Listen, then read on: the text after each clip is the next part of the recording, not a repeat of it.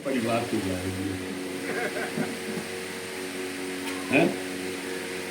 राधा रानी के लिए कहाँ ले जाएगी? गोकुल यानी वृंदावन गोकुल क्या है आपका? शिवाजी परिवार।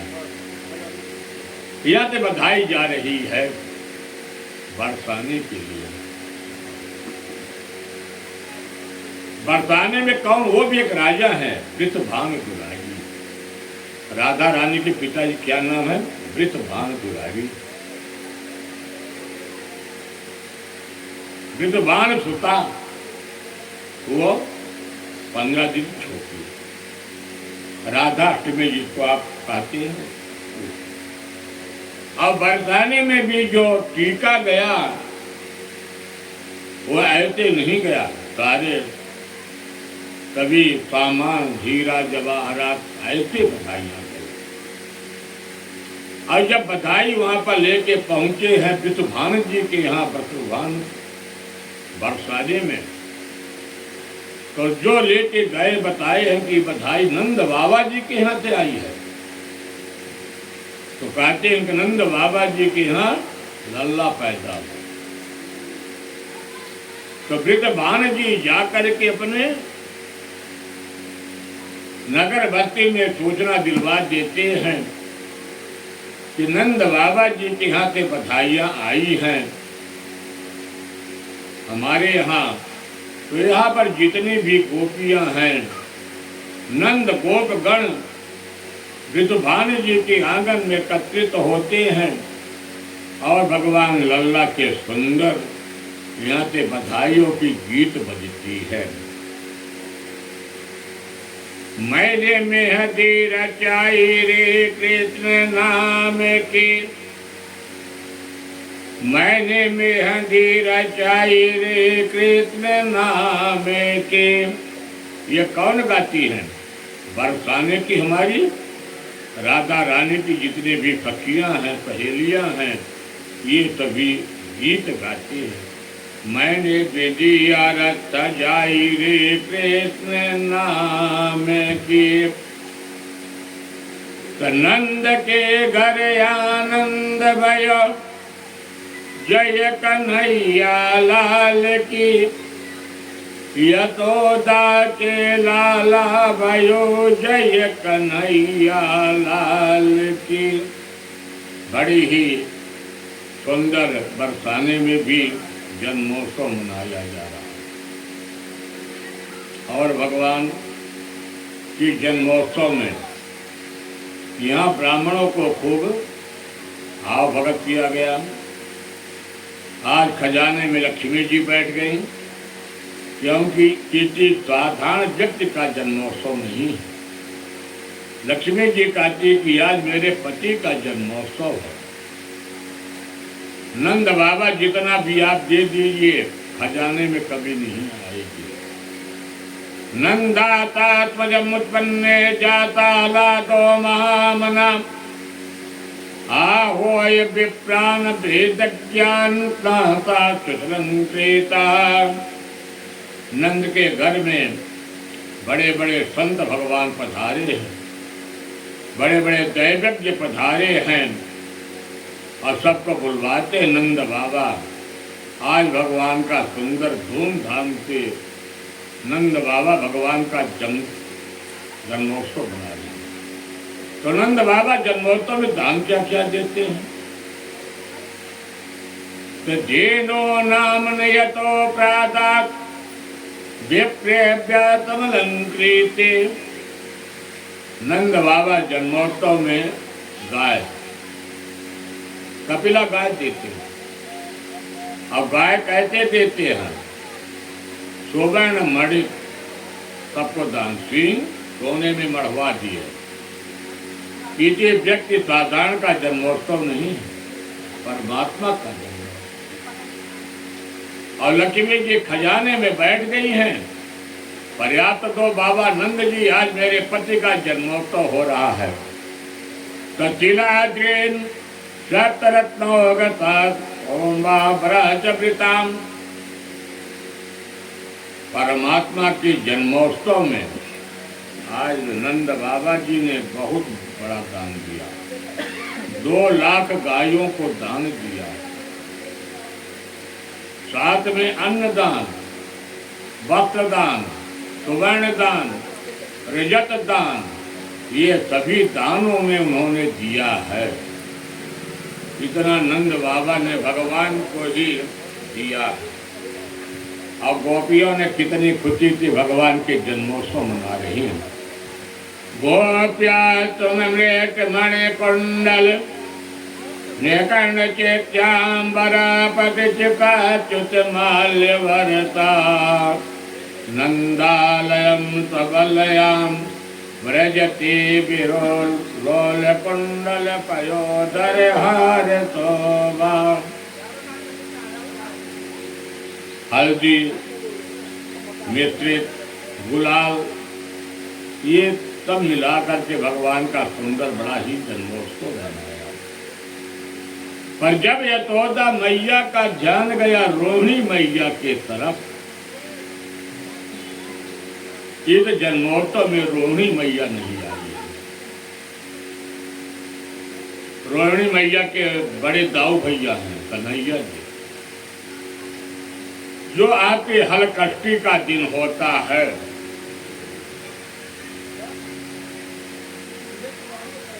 हलकष्टी के दिन दाऊ भैया का प्रागट हुआ था दोपहर में। आज रोहिणी मैया नहीं आई है। सारे भगवान के जन्मोत्सव तो देख रही हैं, पर रोहिणी मैया अभी तक पधारी नहीं। क्यों नहीं पधारी? सुखदेव जी कहते परीक्षित, क्योंकि जिसके पति संकट में हो, हमारे शास्त्रों का विधान है कि स्त्रियां अपना श्रृंगार नहीं करती हैं। ये सब कौन है पत्नियां? रोहिणी जी ये वसुदेव महाराज जी की पत्नी हैं। 8 पत्नियां थी और उसमें रोहिणी भी हैं और सबसे छोटी देवकी जी हैं। रोहिणी को जाकर के यशोदा मैया बुला के लाती है, बहन आप भी चलो और चल करके बड़े भैया यानी कन्हैया को आप भी बधाई दे दो। रोहिणी च महाभागा नंद गोपाभिनंदिता व्याचरम दिव्यवाता सा कंठाभरण भूषिता। यशोदा मैया बड़े भैया को अपने गोद में लेकर के आती है और उसी पालने पर दोनों भैया एक संग हो गए। दाऊ भैया और छोटे भैया दोनों संग भैया हो गए और एक संग में दोनों भैया को जाकर के आज रोहिणी मैया ने बधाइयां दिया। नंद कछित अनोत दियो घर शाम कुबेर मत बौरी त देखत मोहि लुटाए दियो न बची बचिया छछिया न पिछौरी। इतना जन्मोत्सव भगवान का हुआ। अब भगवान के जन्मोत्सव होते होते 4-5 दिन बीत गए। नंद बाबा जी को मन में विचार आया कि 2 काम किया जाएगा। कंत को जाकर के वार्षिक टैक्स दूंगा और बड़े भैया वसुदेव महाराज जी से बधाइयां भी दूंगा कि मेरे यहाँ बालक का प्रागट्य हुआ है, जन्म हुआ है, तो बधाई भी हो जाएगी। क्योंकि वसुदेव महाराज जी के 6 पुत्रों को कंस ने मार दिया। ये सब बात नंद बाबा जी को नहीं मालूम। ये भगवान वहां प्रागट्य हुए और रातों रात अदला बदली हो गई, कन्या स्वर्ग सुधार गई। ये नंद बाबा जी को नहीं मालूम। नंद बाबा जी कुछ लोगों को जिम्मेदारी सौंप दिया कि बड़े सुरक्षा के दृष्टिकोण से बढ़िया जन्मोत्सव मनाना, किसी तरह से कोई परेशानी ना हो और अपने कुछ बालकों को लेकर बैलगाड़ी में सामान लेकर के गोकुल से मथुरा के लिए वसुदेव महाराज जी से मिलने के लिए चल देते हैं। और नंद बाबा जी जब वसुदेव महाराज जी से मिलते हैं, कंस को बाटुक टाइप तो देते हैं और वसुदेव महाराज जी से क्या कहते हैं, अहोत देवकी पुत्र कंसेन बहवो हता। भैया, देवकी के 6 पुत्रों को कंस ने मार दिया और एक कन्या हुई, वह भी स्वर्ग को सिधार गई। एकावचित विरजाम कन्या तापि दिवं गता। वसुदेव महाराज जी बड़े धीरे दबे स्वर में बोल रहे हूँ। वसुदेव महाराज जी एक चीज अवश्य कह देते, कहते नंद जी ज्यादा जन्मोत्सव मत मनाना, बालक की जिम्मेदारी आपके ऊपर आकर के पड़ी है, क्योंकि कहीं ऐसा न हो कि धोखा न हो जाए। और रात भर वसुदेव जी के महल में नंद बाबा का विश्राम हुआ और सवेरे वसुदेव जी से विदाई लेकर के नंद अपने महल के लिए गोकुल के लिए प्रस्थान करते हैं। सुखदेव जी कहते परीक्षित, अब थोड़ी सी कथा महामुख सुखदेव जी पीछे पुनः लौटे। कहते राजन परीक्षित जी, इधर पूतना राक्षसी व्योमातुर अघातुर बकातुर जितने भी सुर थे, कंस अपनी राज्य की घटना बताया तो सभी लोगों ने अपने अपने विचार रखा कि अभी तो रात्रि की घटना है, 4 घंटे की बात है। इस 84 कोष ब्रजमंडल में जहां भी बालक कन्या होंगे, आपके शत्रु को हम लोग खूंज लेंगे। कंस ने सावधान भी किया कि ये जो मेरा शत्रु है, ये तो न नगर में रहता है न बस्ती में रहता है, जहाँ पर साधु संत निवास करते हैं, यज्ञ पुण्य कथा भागवत होती है, मेरा शत्रु का वास हुआ। कहते सरकार आप चिंता मत करिए, जहाँ भी आपका शत्रु होगा, अभी कितने मैं तभी संतों के यज्ञ को बंद करवा दूंगा, हवन पूजा बंद करा दूंगा, छोटे छोटे बालकों की हत्या कर दूंगा। कहा ठीक। और इधर एक पूतना नाम की महिला थी जो कंस की बहन है। कंस की बहन पूतना कहती भैया ये जिम्मेदारी मुझे दे दो। बहना तुम क्या करोगी? पूतना राक्षसी कहती भैया मुझे वो कला मालूम है जिसको कोई भी कला नहीं मालूम है। कहते कौन सी कला मालूम है? पीछे वाले बहुत हल्ला कर रहा है भाई, आज जब मौसम ने मंदिर ही कहा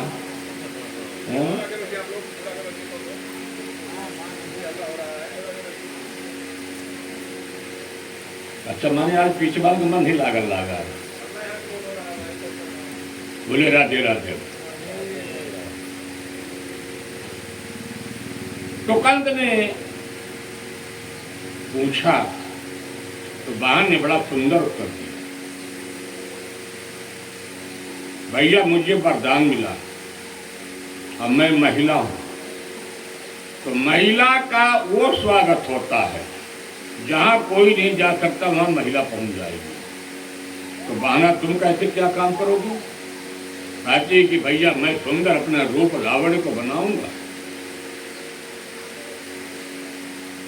और बढ़िया पजगाम साड़ी पहनूंगा, ठीक, और मैं अपने शरीर के अंदर रतन में ही मैं जहर को छिपा लूंगा। एक एक बच्चे को मैं जाकर के मोहल्ला घर में अंदर जाकर के देख करके मैं स्तनपान कराऊंगा, जहर पिला दूंगा, बच्चे को मार दूंगा। ये बहाना तुम्हारा उसकी बहुत बढ़िया। सुखदेव जी कहते राजन परीक्षित, पूतना राक्षसी को भी गोकुल के अंदर नियुक्त कर दिया गया।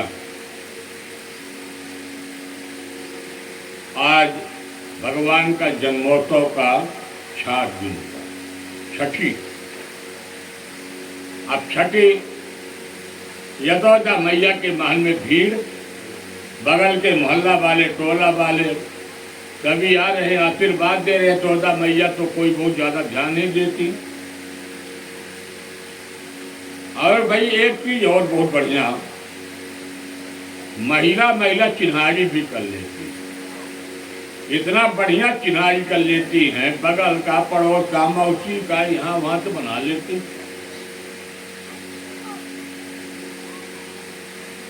सुखदेव जी कहते परीक्षित, जिस समय नंद भवन में पूतना राक्षसी ने प्रवेश किया, सुबह सुबह अपने सुंदर रूप रावण को बना करके प्रवेश किया, और उस समय अभी भगवान ने 6 दिन के अंदर कोई भी मिष्ठान नहीं ग्रहण किया था। अभी तो भगवान का जन्मोत्सव चल रहा था, अभी मिश्री मलाई भगवान कुछ मिला नहीं। सुखदेव जी बड़ा सुंदर वर्णन करते, भगवान ने कहा, मन में विचार किया कि धन्य रामावतार में शूर्पणखा मिली थी, मुझसे ब्याह करने चली आई, और आज मैं 6 दिन का हुआ, तो आज मेरी मौती मुझे जहर पिलाने के लिए आ गई। तो भगवान को विषाद भी हुआ, कष्ट भी हुआ,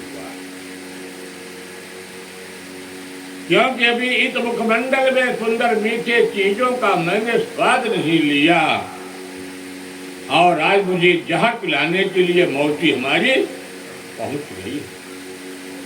पूतना राक्षसी जैसे प्रवेश किया वैसे यशोदा मैया मिल जाती हैं। यशोदा मैया से अपना परिचय देती, पूतना राक्षसी, बहाना मैं बगल घर का हूं और मैं रिश्तेदारी में आपकी आती हूं। कल मुझे पता चला कि आपके यहाँ बालक का जन्म हुआ है, तो मैं सोचा चलो सवेरे सवेरे मैं भी आपको बधाई दे दूं। यशोदा मैया बड़े साधारण विचार की हैं, कहे बाबा कोई चिंता नहीं है, आपका ही लल्ला है, दे दो बधाई, कोई बात नहीं, आशीर्वाद दे दो। सुखदेव जी बड़ा सुंदर वर्णन करते हैं, राजन परीक्षित, भगवान के एक नेत्र में सूर्य का वास और एक नेत्र में चंद्रमा का वास। भगवान ने कहा कि मुझे तो मौसी जी पहुंच गई है, मुझे जहर खिलाने के लिए। तो भगवान को यहाँ पर विषाद भी हुआ। सुखदेव जी कहते हैं, राजन परीक्षित, भगवान ने 24 अवतारों में 2 अवतार परम श्रेष्ठ अवतार हैं। एक तो भगवान का रामावतार और भगवान का दूसरा कृष्ण अवतार। और इन दोनों अवतारों में भगवान को सबसे पहले राक्षसी को ही मारना पड़ा। जब भगवान 14 वर्ष के वनवास में थे, विवाह करने के लिए शूर्पणखा आई, और शूर्पणखा के कारण ही इतना बड़ा राक्षस राज रावण के परिवार को भगवान को समाप्त करना पड़ा। और आज यहाँ भी मामा ने भेज दिया मेरे मौसी को, अब मौसी भी मुझे जहर पिलाने के लिए आ गई है, तो आज मुझे पूतना राक्षसी को भी मारना पड़ेगा। भगवान की इसी बात पर बड़ी ग्लानि पैदा हो गई, पर भगवान ने अपने नेत्र बंद किया। सुखदेव जी परीक्षित जी बड़ा सुंदर वर्णन करते हैं, दूसरा भी भाव है कि मैंने कहीं ऐसा न हो कि मेरे नेत्रों में यह राक्षसी फंस गई। अनेक भाव संतों ने भगवान की वर्णन करते हैं, पर भगवान आज अपने भोलेनाथ को याद किया कि भोलेनाथ मुझे तो जहर पसंद है नहीं, मैं तो बढ़िया मीठा चीज खाता हूँ। और मौती आ गई पहले जहर पिलाने के लिए, अभी कढ़ी चावल दाल बना नहीं, अभी मम्मी तो लगी है व्यवस्था में, मौती पहले टपक गई। तो भोलेनाथ आप भी आ जाओ। और जैसे आदमी अंधेरी रात में पनघट में जाकर के मातृशक्ति महिलाएं रत्ती सर्प की जगह रत्ती समझ करके उठा लेती हैं और पनघट से पानी निकालती हैं, ठीक इसी प्रकार से वह पूतना राक्षसी भी भगवान को एक साधारण बालक मान करके और प्रभु को अपने ही आंचल में छिपाती है और आंचल में छिपा करके प्रभु को हमारे जहर पान कराने लगती। पर भगवान ने न तो रोष करते, न क्रोध करते, न नाराज होते।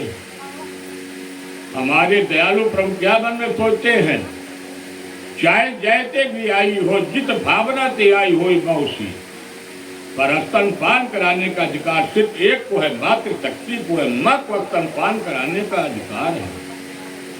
इसलिए पूतना राक्षसी को हम ऐसे उत्तम गति दूंगा कि ये पुनरपि जन्म न ले, इसको भाव सागर से मैंने मुक्ति दूंगा।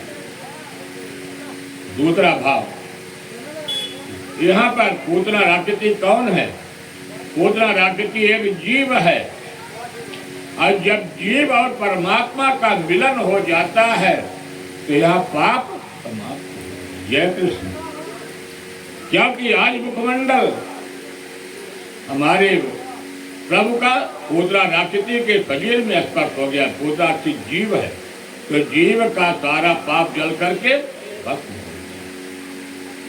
तो भगवान ने बड़ा ही प्रेम से दोनों स्तन को पकड़ लिए हाथ से और भगवान कहे चलो मौसी, और भगवान स्तन पान कर रहे हैं।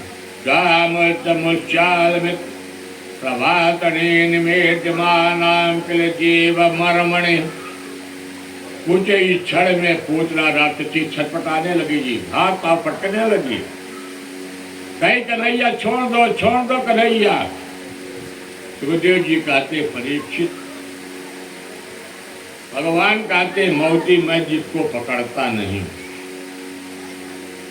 बात अलग, पर जिसको मैं पकड़ लेता हूँ तो मैं जल्दी छोड़ता नहीं हूँ, मैं उत्तम गति देता हूँ। यदि आप मुझे मेरे साथ में आ गई हो तो मैं आपको उत्तम गति देने के लिए जा रहा हूँ। विवेत्र नेते चरण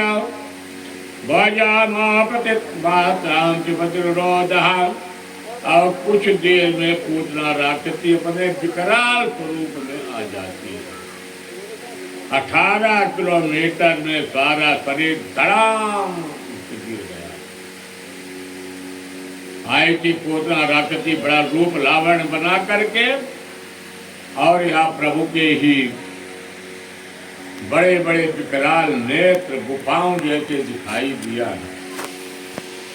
पर भगवान ने घटक करके एक ही बार में सारे उसके शरीर का पाप ही इतना कर दिया। बोलो जय कृष्ण। जय श्री कृष्ण। सुखदेव जी कहते परीक्षित, अभी भगवान कितने दिन के थे? 7 दिन के। और 7 दिन में जब देखे तभी यदुवंशी महिलाएं, हाँ प्रभु ये तो इतनी सुंदर महिला बन के आई थी, बड़ी भद्र महिला बन के आई थी, प्रभु ये कौन हो गई? और भगवान उसे सीने पर बैठ करके और भगवान अपनी बाल्य लीला सुंदर कर रहे हैं हमारे प्रभु। जल्दी जल्दी सभी दौड़ करके सारे मोहल्ला दिया कि हमारे बालक को जो भी कोई रोग आक्रांत ये न प्रभावित हो, ऐसे उन्होंने किया। और बड़ा ही सुंदर सुखदेव जी कहते राजन परीक्षित, ये कथा को सुनाते सुनाते आज सुखदेव महामुनि के नेत्रों से धाराएं चलने लगती हैं। ये समय कोदरा दाकृति की कन्हैया की कथा महाराज परीक्षित जी को सुना रहे हैं। आज उस वात्सल्य भाव को देखिए, सुखदेव जी कहते